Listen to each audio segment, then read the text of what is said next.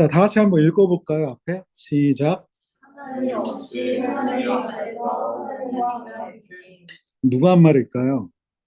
디트리 아니, 혹시 누군지 아세요, 이분이? 보네포. 신학자, 독일의 신학자이자 목사님이셨죠. 나치 정권에 반대하셨던 분이셨고, 저희 개인적으로 좋아하는 목사님이신데, 이 목사님이 감옥에 갇혔을 때 옥중서신을 쓰시거든요. 참 읽어볼 만한 책이에요. 되게 얇은데 어렵습니다. 어, 그 옥중서신에서 쓰신 말이에요. 하나님 없이 하나님 앞에서 하나님과 함께. 에스라 개간을 준비하는데 이 문구가 그냥 딱 떠올랐고, 에스라의 전체 주제를 한 줄 요약을 한다면 딱 이 말이 맞는 것 같아서 가져왔어요. 하나님 없이 하나님 앞에서 하나님과 함께. 하나님 없이라고 하는 것은 하나님이 보이지 않는 것만 같은 그 시간을 얘기하는 거지, 하는 거죠. 나치 정권에서의 그 폭력 속에서 이렇게 무참히 죽어가는 이 현장 속에서 하나님은 어디 계시는가? 그러나 우리는 여전히 하나님이 보이지 않는 시간 속에서도 코람데우 하나님 앞에서, 그리고 하나님의 우리와 함께 하심을 믿음으로 하나님과 함께 삶을 살아가야 된다라고 얘기를 하시는 거죠. 감옥에 갇혔을 때. 그러니까 에스더서가 딱 그 내용인 것 같아요. 에스더서는 하나님이라는 단어도 나와 있지 않고요. 하나님의 말씀에 대한 인용도 없고요. 하나님을 볼 수 있는 어떤 문맥이 하나도 없습니다. 그런데 하나님이 없는 것이 아니라 섭리로 임하시죠. 하나님이 없는 시대 같지만 여전히 에스더와 모르드게는 하나님 앞에서 하나님과 함께 자신들의 민족들을 구원했던 모습들을 보게 됩니다. 에스더, 페르시아어로 별이라는 뜻이라고 합니다. 히브리어는 하사다인데 음메화라고 하네요. 여기 밑에 나와 있는 그림이 제가 검색해 보니까 이게 음메화래요. 그래서 페르시아어로는 별이란 뜻이고요. 히브리어로는 음메화입니다. 질문해 볼게요. 구약 39권 중에 여성의 이름으로 책 이름이 정해진 성경이 두 권이 있습니다. 무엇인지 아세요? 연기 잘한다. 연기 되게 잘한다. 무엇인지 아세요, 있어?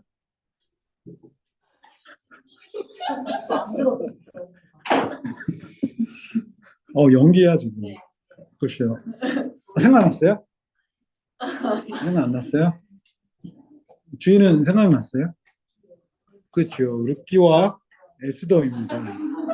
룻기와 연기가 아니라 진짜였구나. 진짜예요. 룻기와 에스더입니다. 룻기와 에스더는 공통점이 있어요. 구약에서 여성의 이름이 제목인 성경이고요. 우연을, 이게 굉장히 중요해요. 우연을 가장한 필연 기법. 룻기를 설명할 때 이 우연을 가장한 필연 기법을 하나님의 섭리라고 얘기를 했잖아요. 룻기서와 더불어 에스더서도 하나님의 그 보이지 않는 섭리로 세상을 주관해 주시는 것을 보게 됩니다. 문학성이 굉장히 뛰어난 작품 중에 하나고요. 여성의 용기와 헌신에 의해 하나님의 구원사가 중단되지 않고 이어지게 된 것을 보여주게 되죠. 룻기서는 인애와 사랑을 통하여서, 헌신을 통하여서 메시아의 계보가 이어지고요. 에스더서는 죽으면 죽으리라라는 각오로 인하여서 유대인들을 페르시아의 그 압제로부터, 멸절 위기로부터 구원해내는 이야기가 있습니다. 근데 룻과 에스더는 상반되는 게 있어요. 룻은 모압 여자였어요. 이방인. 그러나 약속의 땅에서 살아갔습니다. 에스더는 유대인이에요. 그러나 이방 땅에서 살아갑니다. 이방 여인이지만 약속의 땅에서 하나님의 살아계심을 증명해낸 사람이 룻이고, 유대인이었지만 이방 땅에서 하나님의 살아계심을 증명해낸 사람이 에스더입니다. 히브리어 성경에서는 에스더가 성문서에 속합니다. 이제 기억하시겠죠? 39권의 그 구약 성경이 히브리 성경에서는 세 가지로 나눠지죠. 모세오경, 예언서, 성문서, 이렇게 세 가지로 나눠지는데, 성문서는 또 세 가지로 나눠집니다. 시서가 있고요. 시의 장르, 시편, 욥기 이런 거고요. 그 다음에 다섯 두루마리라고 불리는 메길롯이라고 하는데요.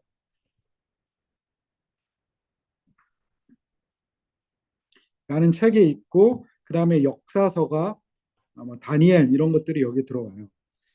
어, 에스더는 성문서 중에서도 다섯 두루마리에 속하게 됩니다. 다섯 두루마리는 룻기, 아가, 전도서, 예레미야, 애가, 에스더 이렇게 다섯 개예요. 참고로 그 한글 성경에서 역사서도 예언서도 대언서가 있고 소예언서가 있는데 소예언서는 호세아부터 말라기까지 12권을 소예언서로 이야기합니다. 그런데 이게 원래는 각각의 책이 아니라 하나의 책으로 여겨졌어요. 다섯 두루마리도 마찬가지예요. 각각의 책이 아니라 히브리 성경에서는 한 권의 통일성 있는 책으로 여겨집니다. 그래서 에스더서를 해석하는 주요한 세 가지 성경 해석 방법이 있는데 첫 번째는 한글 성경에 위치되어 있는 것처럼 에스더서를 한 개별 성경으로서 에스더서의 신학이 무엇인지를 공부하는 거고요. 두 번째는 히브리 성경의 다섯 두루마리의 순서에 따라서 이것을 한 권으로 보고 한 권의 순서에 따라서 해석을 하는 거고요. 세 번째는 이 다섯 두루마리를 유대인들의 다섯 절기들의 낭독을 합니다. 근데 순서는 달라요.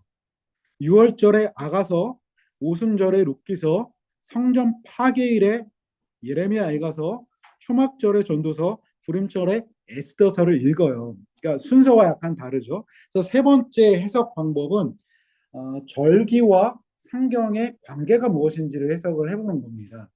그래서 이 부분은 다음 주에 이제 마지막으로 해보려고 해요. 오늘은 이 에스더서를 한글 성경에 위치하고 있는 그 순서에 따라서 역사서의 마지막에 위치하고 있는 개별 성경으로서 해석을 해보고요. 마지막은 약간 어, 마지막 강의는 이 다섯 두루마리를 절기들과 상관을 해서 이 절기에 왜 이거를 읽는 거야? 이런 것들을 보도록 할게요. 그런데 히브리 성경의 순서를 보게 되면 전도서를 중심으로 앞에 롯기 아가가 있고요. 뒤에 애가 에스더가 있습니다. 이게 의도적인 배열인데요. 롯기 아가는 인애와 사랑의 결과가 무엇인지를 알려주죠. 굉장히 행복해 보입니다. 근데 예레미야 애가서는 그 성전이 무너지는 것을 바라보면서 슬퍼하는 거잖아요. 그래서 애가에서 에스더로 넘어가면서 주제가 슬픔이 어떻게 기쁨으로 변하는지 그리고 멸망이 어떻게 구원으로 바뀌는지 이러한 흐름을 가지고 있어요. 그리고 전도서 자체가 굉장히 상반되는 두 가지 그 주제를 가지고 있죠. 한쪽으로는 이 땅에서 행복하고 즐겁고 즐겁 기쁘게 살아라. 이러한 주제가 있고요. 한편으로의 주제가 이 땅에서는 불의가 가득하고 고통만이 가득하다. 살기 힘들다. 이런 식으로 두 가지 주제를 보여줘요. 그러면서 결론적으로 모든 것들은 헛되다. 헤벨이라고 하죠. 헤벨. 헛되다. 그러므로 무엇을 알아? 창조주 하나님을 알아보라. 이게 전도서의 이제 마지막 주제입니다. 어, 히브리 성경에서는 이러한 흐름을 볼 수 있는데 이거는 다음 주에도 한번 얘기해 보도록 하고요. 아, 혹시 주희 자매님 그 이스라엘의 그 3대 절기가 무엇인지 혹시 아세요? 여기서 잘 찍으면 돼요. 두 개만 빼고 6월절. 그렇죠. 6월절 맞아요. 그리고 오순절. 그리고 초막절 맞아요. 이게 자신감이 점점 없어지지. 이스라엘의 3대 절기가 6월절, 오순절을 칠칠절이라고도 하죠. 그리고 초막절인데요. 이 세 가지는 모세오경에 명시되어 있는 절기고 3번과 5번 두 가지는 성경에 없는 거죠. 이스라엘 역사 속에서 나타났고 특별히 에스더서는 불임절이 왜 생겨났고 유대인들은 지금 왜 불임절을 지키는지 그 이유를 설명을 해줍니다. 그래서 하나님께서 모세를 통해서 이스라엘 백성들을 출애굽하시면서 출애굽한 그 달이 첫째 달로 되게 하라라고 말씀하시죠. 출애굽한 그 달이 첫째 달입니다. 오늘 우리 달력으로 하면 3, 4월 정도가 되는데 그 첫째 달에 6월절이 있어요. 그래서 이스라엘 절기는 6월절을 시작으로 봄절기를 지나 가을절기를 지나 마지막 12번째 달에 불임절을 지킵니다. 그리고 나서 다시 6월절로 들어가 봄절기, 가을절기, 마지막 불임절 이렇게 이어지는 절기인 거예요. 이스라엘 절기는 6월절로 시작해 그 기반은 안식일이고요. 6월절을 시작으로 불임절로 끝이 나는 거예요. 자, 요거를 그래서 다음 주에 한번 살펴보기로 하고요. 에스더, 에스더는 더 이상 하나님께서 돌보시지 않을 것 같은 상황 속에서 살아가는 유대인들의 삶을 그리고 있습니다. 여호와 하나님의 모든 역사가 멈춰 버린 것 같이 어렵고 힘겨운 시기를 그 배경으로 하고 있죠. 지난주 배웠죠. 70년 포로기가 지났고 성전이 완성됨에도 불구하고 회복이 일어나지 않아 모두가 다시 포로기 이전 타락과 맞먹는 타락으로 돌아가게 되는 신앙을 포기하게 되는 그런 상황들인 거죠. 에스더는 바벨론 포로 생활 70년이 지났음에도 불구하고 이방 땅에서 정착자, 즉 이민자의 입장이 되어버린 이들의 고민을 담고 있는데 이들의 고민이 무엇이었냐면 아직도 여호와 하나님이 우리들을 돌보고 계시는가? 아직도 우리들이 하나님의 백성인가라는 질문을 가지고 있더라라고 이제 지난주에 얘기를 했습니다. 여전히 이러한 질문 가운데에 답을 주게 되는 거예요. 하나님이 섭리로 돌보고 계신다. 아직도 너희는 하나님의 돌보시는 언약 백성이다라는 답을 에스더에서 이야기를 해줍니다. 기록 목적을 보게 되면 우연히 일어나는 것처럼 아까도 얘기했던 우연히 일어나는 것처럼 보이는 사건들의 집합 속에서 에스더는 1장부터 10장까지 있는데 모든 사건들이 우연히 일어납니다. 우연히 마침 그때 하나님이 자기 백성을 구원하시기 위해 얼마나 섬세하게 섭리하고 계시는지를 보여주기 위해서 에스더서가 기록이 되어 있습니다. 오늘날 우리의 삶이 에스더서의 삶이랑 비슷한 것 같아요. 성문서의 삶이랑 비슷한 것 같아요. 그리고 하나님께서는 약속의 땅에서뿐만이 아니라 약속의 땅 밖에서도 동일하게 주권적으로 일하고 계심을 보여주고 있는 거예요.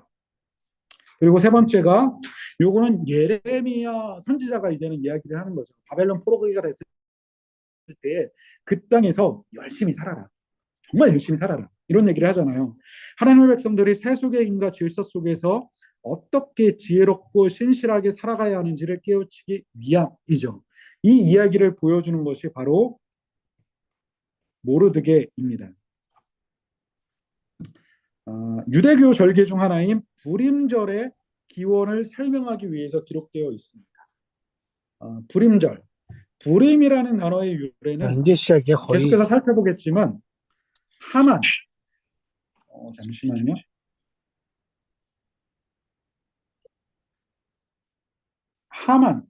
하만이라는 사람이 모든 유대인들을 몰살하기 위해서 적당한 날짜를 얻으려고 제비 뽑기를 하거든요. 이 프로라는 것을 던지는 방식이라고 합니다. 뭐 저도 뭔지 모르겠지만 뭐 이렇게 모세오경에서 우림과 둠빔과 같은 그런 건가 봐요.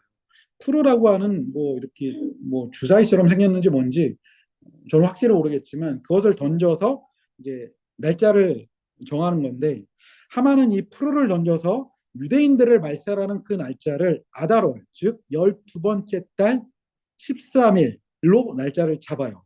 이날 하루 동안 조서를 내려서 페르시아 제국에 있는 모든 백성에 있는 유대인들을 마음껏 죽이고 마음껏 재산을 빼앗아라라는 왕의 이제 인장을 이제 찍게 되죠.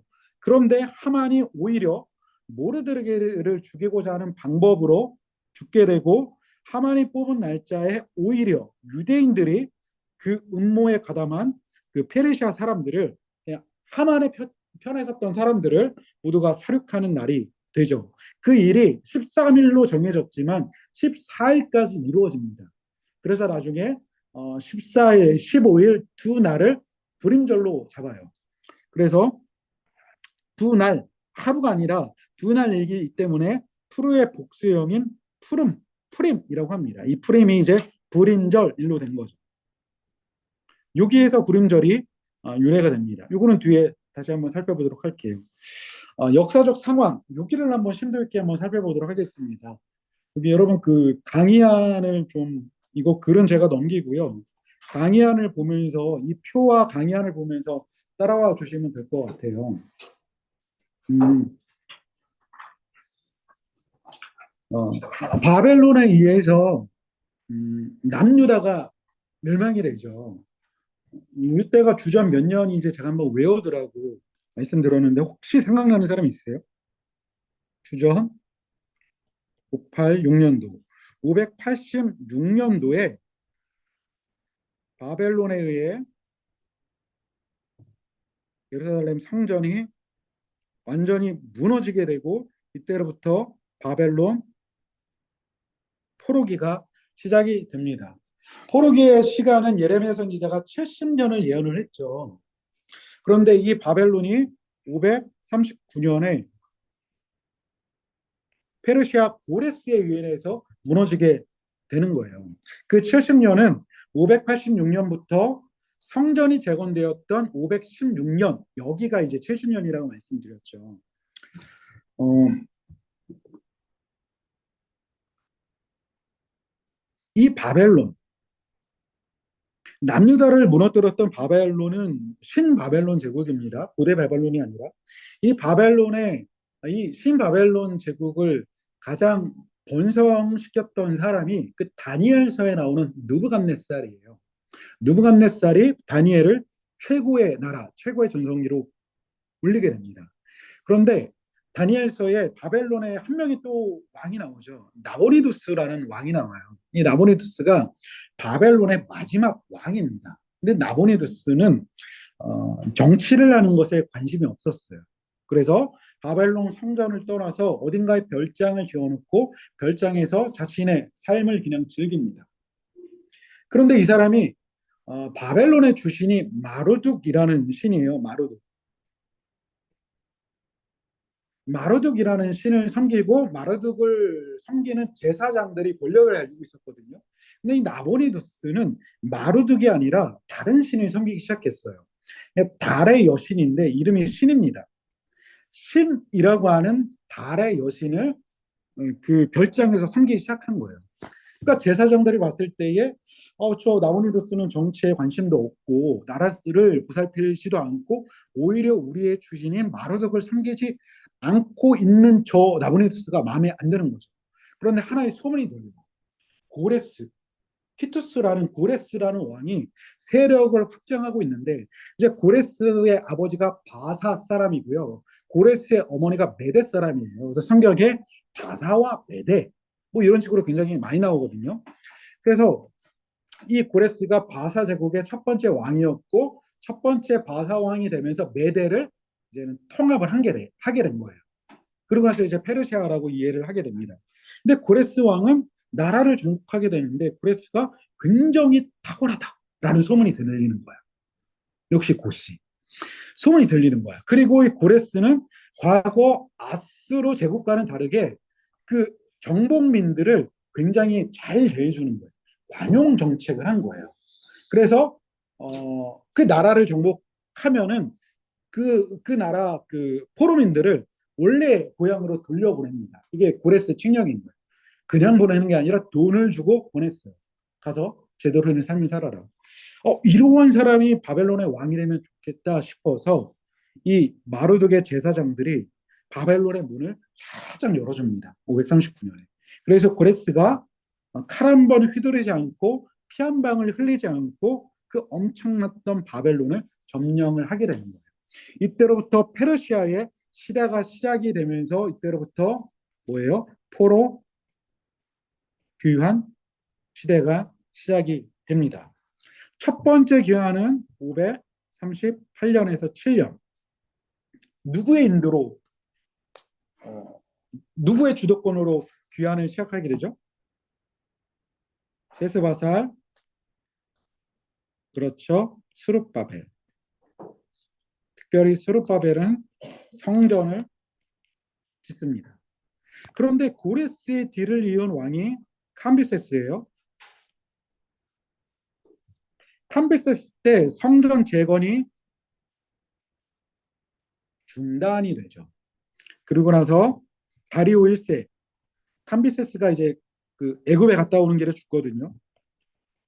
다리오 1세 때에 520년에 다시 재건을 시작하여 516년에 성전이 완공이 됩니다. 혹시 그거 기억하세요? 에스라 느헤미야 개건을 하면서 1장에 1차 귀환, 2장에 귀환자 명장, 3단에 성전 건축, 4장에 건축 방해, 5장에 방해를 이기고 건축, 6장에 완공. 그 구절이 몇 장 몇 절인지 혹시 기억나시는 분? 성전 완공도 에스라 6장 몇 절이고요. 성벽 완공도 느헤미야 6장 몇 절로서 이렇게 구성을 맞춰놨거든요. 6장 15절입니다. 6장 15절에 성전이 완공되고요. 느헤미야 6장 15절에 성벽이 완공이 됩니다. 그리고 나서 다리오의 뒤를 이어 아하수에로, 크세스라는 이름으로 더 유명한 사람이죠. 에스더의 남편이 이 사람인 거예요. 그리고 영화 300이라는 영화 보신 분들은 거기서 그 굉장히 이렇게 머리 빠방머리에 이렇게 귀걸이 이렇게 목걸이 이렇게 하고 이렇게 막 전쟁 중에 코끼리 타고 이상하게 이렇게 오는 왕, 그 사람이 아하수에로예요. 그래, 크세르크세스. 자, 이렇게 해서 6장이 끝나고요. 7장 1절에 2차 귀환이 시작이 되죠. 그때가 458년입니다.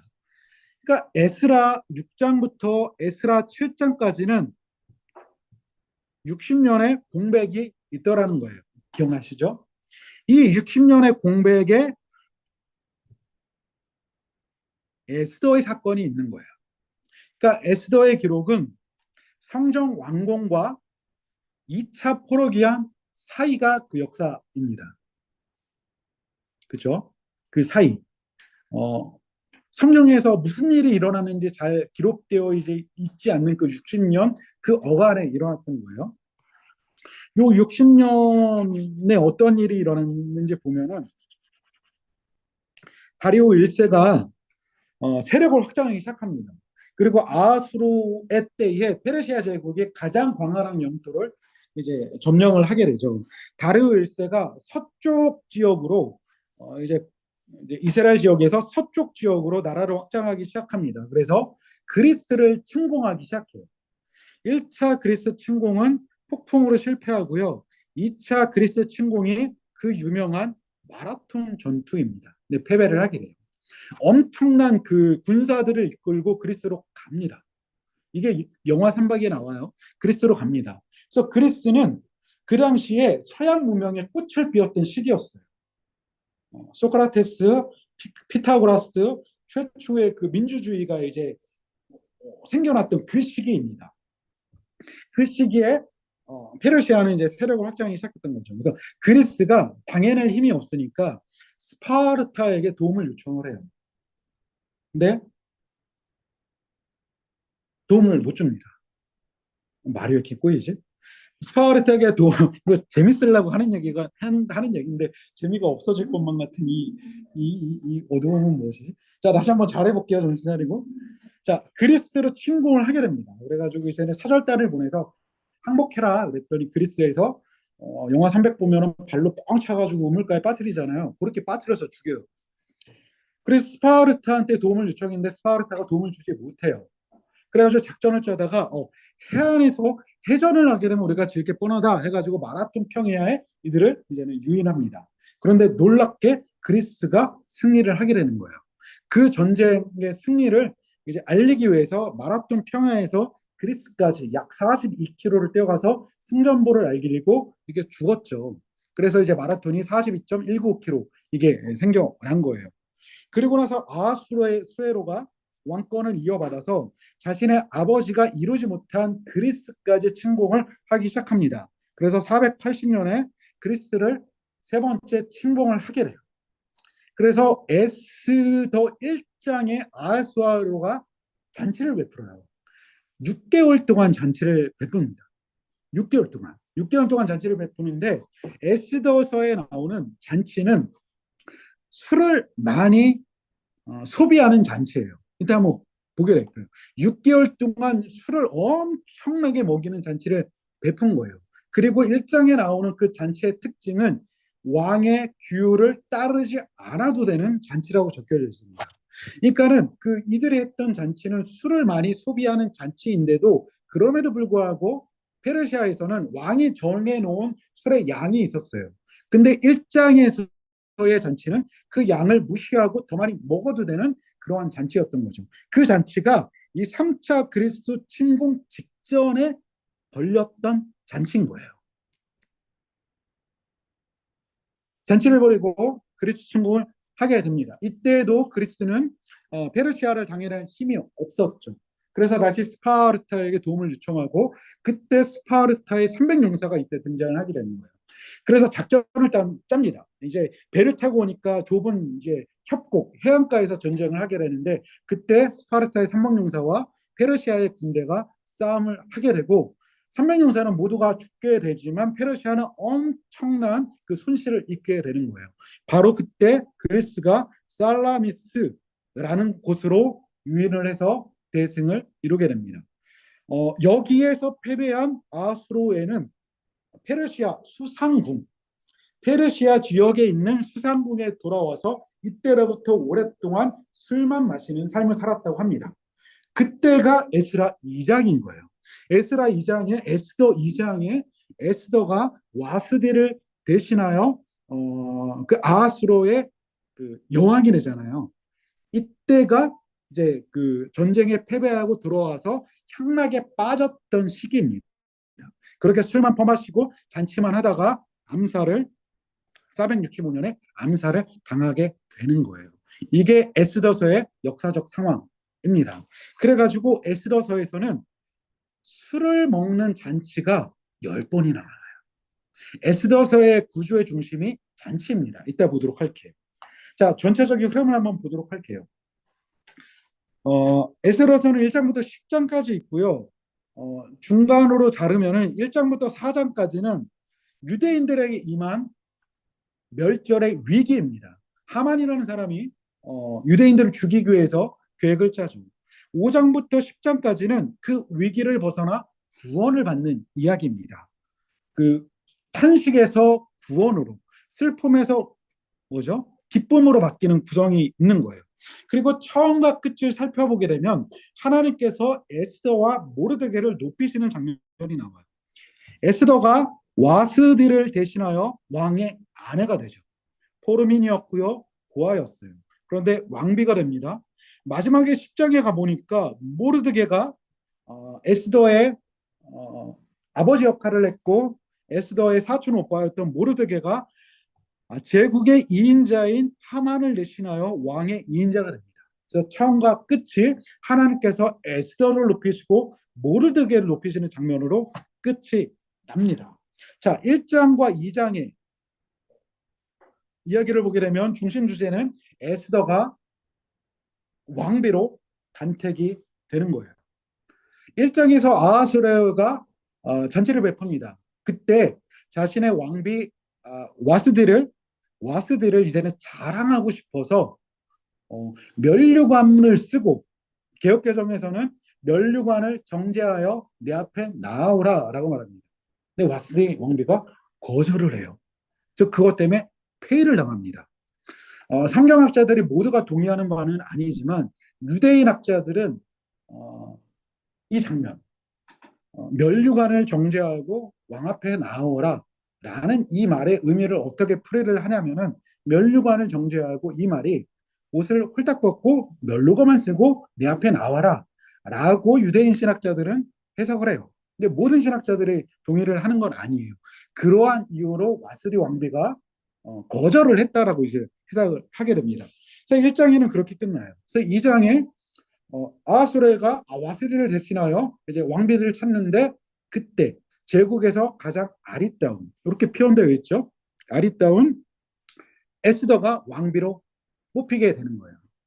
에스더가 이제 왕비로 뽑히게 되니까 사촌오빠 이제 아버지 역할을 했던 모르드게가 에스더에 가까이 살아야 되니까 왕궁 옆에 이제 전세인지 월세인지는 모르지만 집을 구합니다. 그러다가 우연히 여기서 우연히 나와. 우연히 하나의 소식을 듣게 돼요. 어떠한 사람들이 아수레로 왕을 이제 죽이겠다라고 하는 그러한 소식을 듣게 돼요. 그래서 그 모르드게가 우연히 그 얘기를 듣고 에스더에게 그 얘기를 말하고 에스더에게 남편에게서 말해서 이제는 죽음을 모면하게 됩니다. 이게 2장이에요. 3장, 4장을 보게 되면 이때 드디어 하만이 등장을 하게 됩니다. 하만에게 왕이 명령을 해요. 하만은 제국의 2인자다. 모두가 하만 앞에서 엎드려 절하라. 그런데 하만이 지나가는데 모르드게가 고개를 뻣뻣이 들고 절을 하지 않는 거예요. 그 이유에 대해서 성경은 유대인이었기 때문에 절을 하지 않았다라고 이야기합니다. 여기에 이게 하나의 우리가 좋은 생각해봐야 될 해석의 여지가 있습니다. 모르드게는 하만에게 절하지 않았어요. 왜요? 유대인이기 때문에. 그래서 하만이 저것 봐라. 저거 절하지 않네? 저거 누구야? 유대인이잖아? 유대인 싹 다 죽여버리자. 라고 얘기를 하는 거예요. 그래가지고 사람들을 쭉 모입니다. 언제 모으냐? 첫째 달 13일에 모여서 제비를 뽑는 거예요. 얘네들을 언제 죽일까? 그래서 불을 던졌더니 얘네들을 죽일 날짜가 마지막 달, 12번째 달 13일에 이들을 죽이자라고 얘기를 하는 거예요. 1년의 시간이 있는 거죠. 그 소식을 모르드게가 듣고 금식하여 기도하는 중에 에스더가 그 얘기를 듣게 되는 겁니다. 자, 여기서 먼저 이야기를 진행하기 전에 자, 보세요. 하만이 이스라엘 백성들을 죽이기 위해서 불을 던졌던 날이 첫째 달 13일입니다. 첫째 달 13일. 아까 첫째 달로 시작하는 그 절기가 뭐라고 했는데 6월절이에요. 14일이 6월절 어린 양을 잡는 날이에요.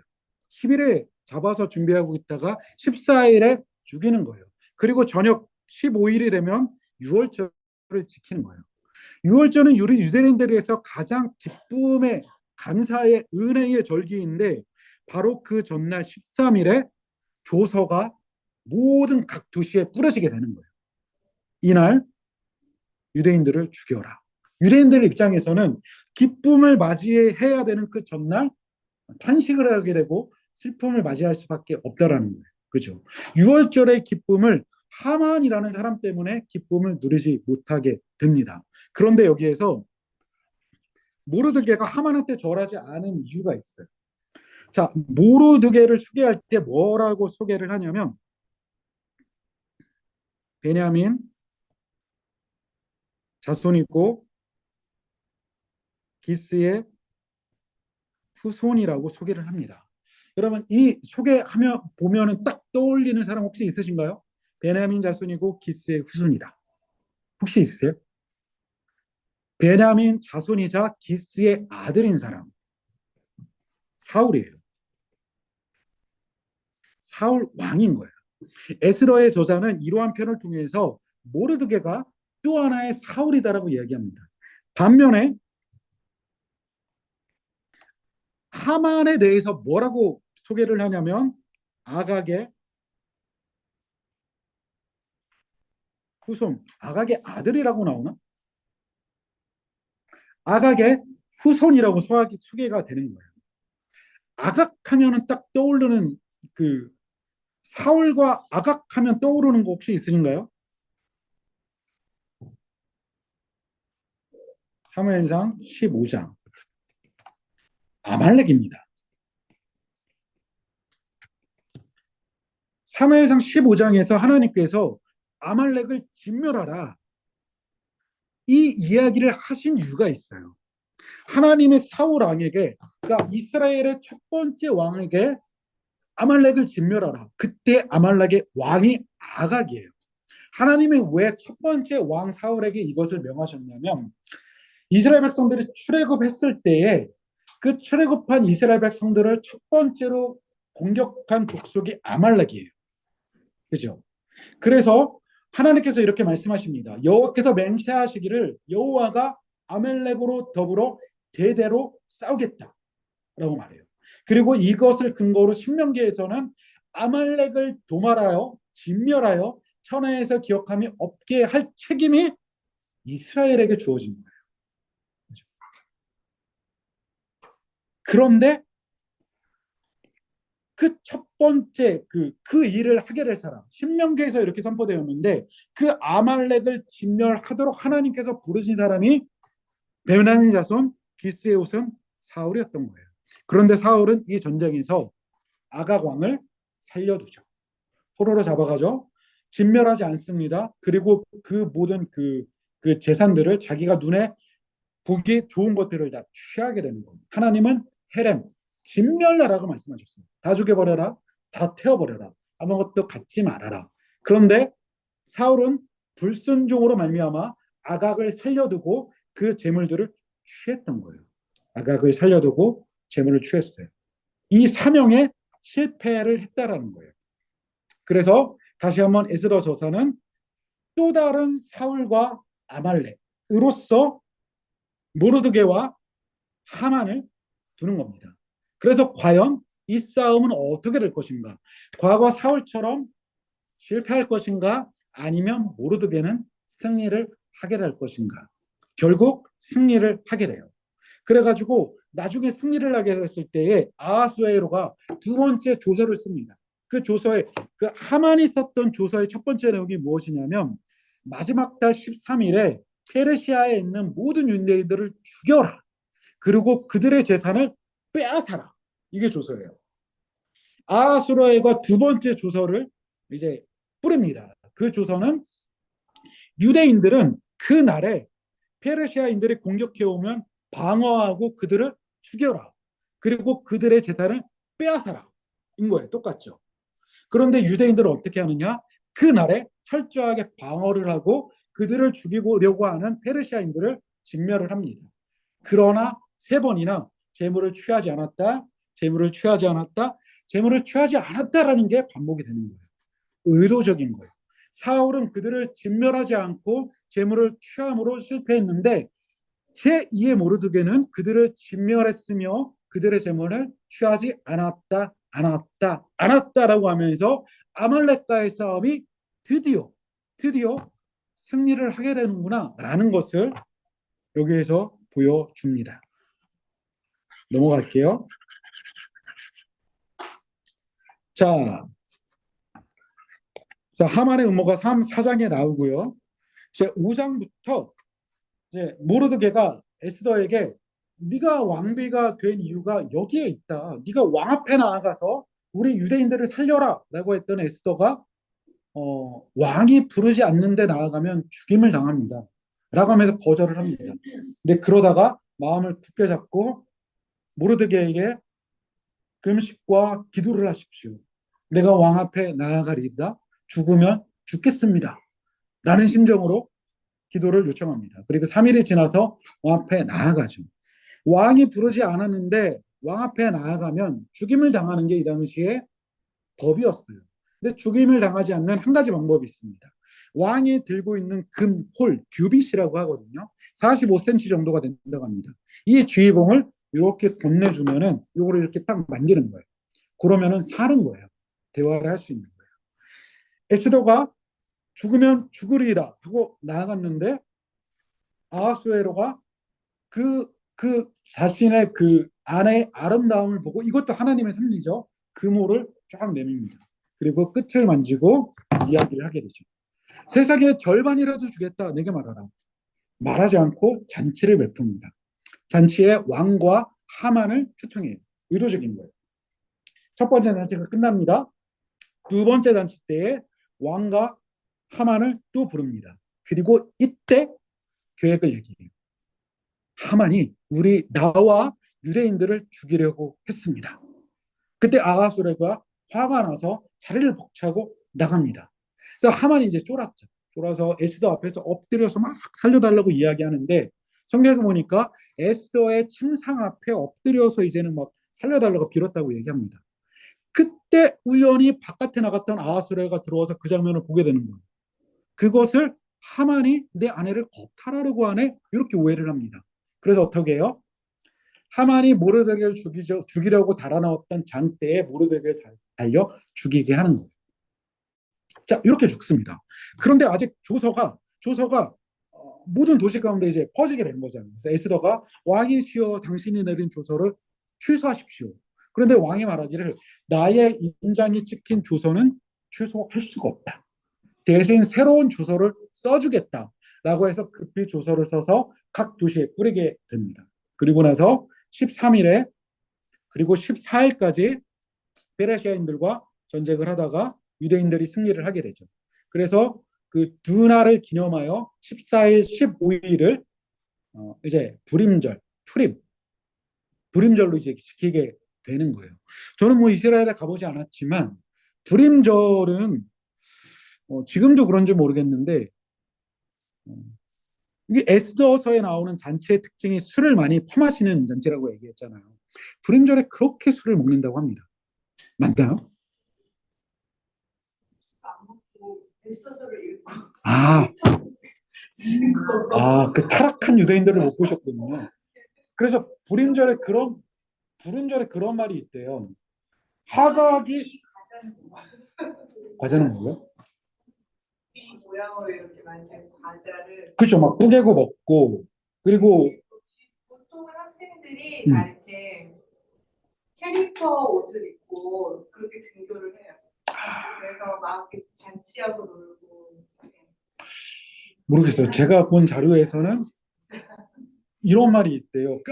이런 것도 해요. 그렇게 그 하만의 그 모양을 한 것들을 깨뜨리고 이렇게 막 소리 지면서 기뻐하고 이렇게 퍼레이드하고 한편에서는 우리의 적이 하만인지 모르드게인지 모를 정도로 술을 마셔라. 뭐 이런 거로 그만큼 이제 축제를 한다고 합니다. 하여튼 그렇대요. 그렇대요. 자, 이러한 내용을 가지고 있어요. 자, 쭉 나가볼게요. 자, 구조와 흐름을 보게 되면 아까 말했던 것처럼 잔치로 구조를 한번 보도록 하겠습니다. 에스더서에서 중요한 모티브 중 하나가 잔치입니다. 아까 말했던 것처럼 에스더에서 나오는 잔치는 히브리어로 미슈테인데 술이 아주 많이 소비되는 잔치입니다. 미슈테라는 단어가 구약 성경에서 55회 나오는데 그중에서 20회가 에스더에 나오는데 10번의 잔치가 나와요. 10번의 잔치가 나오는데 문학적으로 짜임새 있게 나옵니다. 두 번의 잔치로 시작하여 두 번의 잔치로 마치고 중간에 두 번의 잔치 사이에서 반전이 일어나요. 자, 이런 거예요. 제가 10개의 잔치 중에서 8개 잔치를 이렇게 뽑아왔습니다. 처음과 끝이 이렇게 짝을 맺어요. 전국 귀족들을 위한 잔치, 수산성 사람들을 위한 잔치. 마지막에 가보니까 전국 유다인들을 위한 첫 번째 불임잔치, 두 번째는 수산 유다인들의 두 번째 불임잔치, 두 개가 짝을 이루죠. 그리고 에스더 왕후 주기를 위한 잔치, 모르드게의 등극을 축하하는 잔치, 그리고 중간에 에스더가 주관하는 두 번의 잔치가 있습니다. 이 중간이 6장이에요. 이 6장을 기점으로 완벽하게 분위기가 역전이 되는 거예요. 두 번의 잔치. 그 사이에 있는 6장의 사건을 통하여서 위기가 구원으로, 슬픔이 기쁨으로, 걱정이 평화로 바뀌게 되는 게 여기 있습니다. 천천히 보도록 할게요. 자, 그리고 나서 또 하나의 구조가 반전을 보여주는 교차대구법을 사용합니다. 하만과의 적대 관계가 해결 국면에 이르자마자 모든 것이 역전으로 전환이 되는데 이 역전을 극대화하기 위해서 저자는 교차 대구법을 사용합니다. 저자는 하만과 모르드게의 이야기를 정교하게 대조시키므로 권력의 이동이 어떻게 진행되는지를 이렇게 묘사해요. 에스더서에 나오는 몇 가지의 교차 대구법입니다. 몇 가지만 가져온 거예요. 지위에 있어서 하만의 지위는 왕 다음 제국의 2인자였습니다. 근데 여기가 6장 이후로 바뀌는 거예요. 6장 이후로 모르드게가 제국의 2인자로 바뀌게 돼요. 이 유대인을 용납하는 것은 왕에게 무익합니다. 그런데 나중에 가보니까 유대인을 진멸하는 것은 왕에게 손해가 됩니다. 왕이 하만에게 반지를 주죠. 왕이 하만에게 주었던 그 반지를 빼앗아 모르드게에게 주고 하만의 집을 주관하게 합니다. 하만이 임의대로 하도록 왕이 허락합니다. 나중에 보니까 모르드게가 임의대로 하도록 왕이 허락하죠. 조서, 유대인들을 진멸하고 재산을 탈취하도록 허락하는 조서를 내리고요. 나중에 두 번째 조서가 동일하게 내려지게 됩니다. 상황, 조서 반포 후 수산성이 혼란스럽습니다. 그런데 역전이 되어 두 번째 조서 반포 후 수산성이 기뻐합니다. 유대인들의 상황, 처음에는 애통하며 금식하게 되는데 6장 이후 즐거워하며 잔치를 베풀게 되죠. 이게 에스더서에서 보여주는 반전이라는 거죠. 마지막은 우연의 일치입니다. 하나님의 섭리인 거죠. 그러면은 과연 지금까지 두 가지의 구조를 통해서 극적인 반전이 일어나는데 그 반전이 언제 일어나는가? 에스더서에서의 진정한 반전은 에스더서가 주관한 첫 번째 잔치와 두 번째 잔치 사이에 왕의 잠 못 이루는 밤 6장에서 일어납니다. 6장을 한번 읽어볼게요.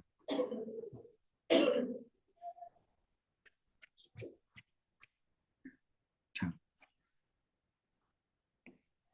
1, 2절을 제가 읽어드리면 그날 밤이 그거예요. 에스더가 첫 번째 잔치를 베풀어서 왕과 하만을 초대했던 그날 밤 왕이 잠이 오지 않아서 아까 말했죠. 여기 드러나는 잔치들은 술을 코가 삐뚤어지도록 퍼먹는 잔치라고. 근데 잠이 오지 않아요. 이상한 거야. 왜 이날따라 잠이 오지 않아? 자기의 통치를 기록한 궁중실록을 가지고 오라고 했다. 잠이 오지 않을 때 성경을 읽는 게 가장 좋은 방법이고요. 성경 중에서도 역대기 1장부터 9장 족보를 읽는 게 가장 잠이 잘 오죠. 아하수에로도 알았어요. 고대나 지금이랑 똑같아요. 잠을 자기 위해서 궁중실록을 가지고 오라고 자기 앞에서 소리를 내어 읽게 합니다. 하필 궁중실록 그 재미도 없는 거 가져오기서 읽게 하고 하필 읽는 분량이 어디냐면 실록에는 대궐문을 지키던 왕의 두 대시 모르드게가 알고서 고발하였던 내용이 기록되어 있는 거예요. 하필 궁중실록을 가져서 읽게 하였는데 하필 펴서 읽었더니 모르드게가 자기를 살렸던 그 부분을 읽고 있는 거예요. 하필 왕이 물었어요. 모르드게에 상을 줬느냐? 상을 안 줬습니다. 아니 어떻게 상을 안 주느냐?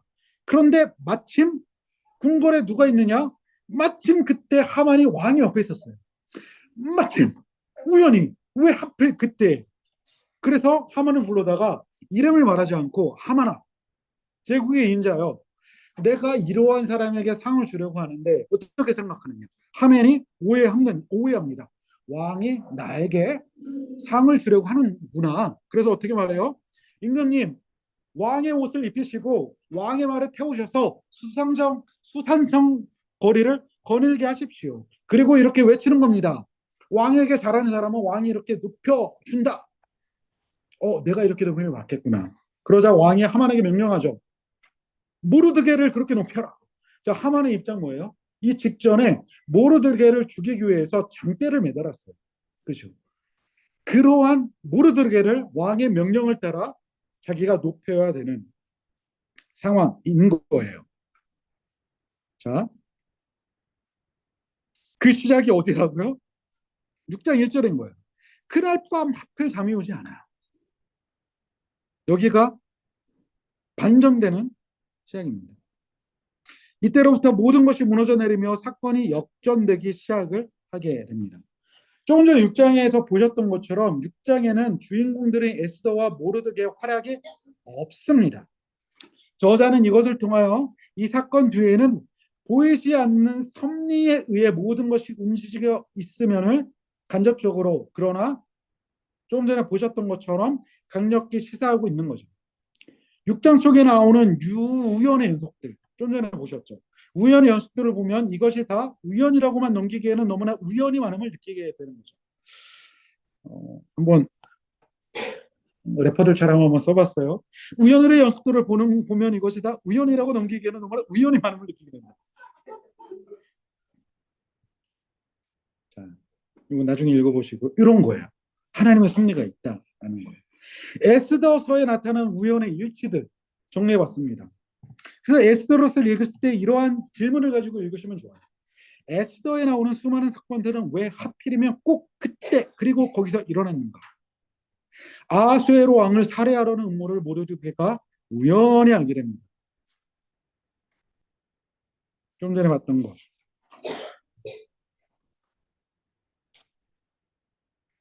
모든 것이 우연히 진행된다라는 거예요. 자, 그래서 이 우연을 구조로 본다면 그 중심이 6장 1절에 있죠. 그날 밤에 왕이 잠이 오지 않음으로. 이 우연을 구조로 봤을 때는 이러한 맥락으로 볼 수 있겠습니다. 이야기의 시작과 이야기의 결말, 왕의 첫 번째 측령과 왕의 두 번째 측령, 하만과 모르드게의 갈등과 모르드게가 하만에게서 승리함, 그리고 중심이 그 역전의 구절이 그날 밤에 왕이 잠이 오지 않음으로라고 하는 있죠. 1절이라는 거죠. 자, 오늘도 빨리 끝나겠습니다. 자, 이래요. 에스더서는 이런 내용입니다.